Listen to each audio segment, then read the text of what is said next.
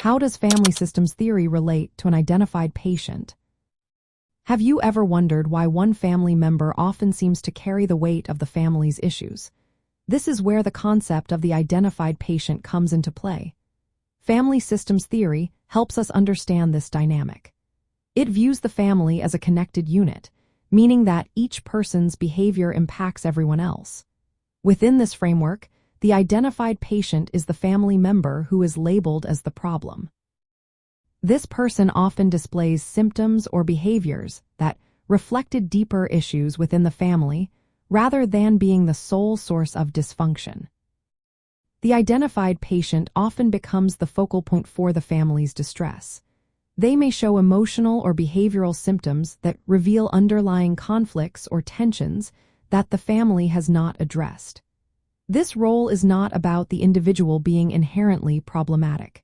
Instead, it highlights how the family system manages its difficulties through one member. The symptoms of the identified patient can distract from broader family issues that may be hidden, such as unresolved trauma or poor communication patterns. In many families, the identified patient may take on the role of a scapegoat. They absorb blame and act as a buffer to maintain stability within the family. For instance, one parent may support the identified patient, while the other may be critical or distant. This creates a triangle where the identified patient helps stabilize conflicts, even though the real issues involve multiple family members. Being the identified patient can have lasting effects on a person's self-identity and emotional well-being. They may feel isolated or misunderstood, carrying the belief that they are the root cause of family problems. This can lead to feelings of pain, risky behaviors, or self-sabotage, reflecting the burden of carrying the family's projected difficulties. Understanding the identified patient within family systems theory shifts the focus of therapy.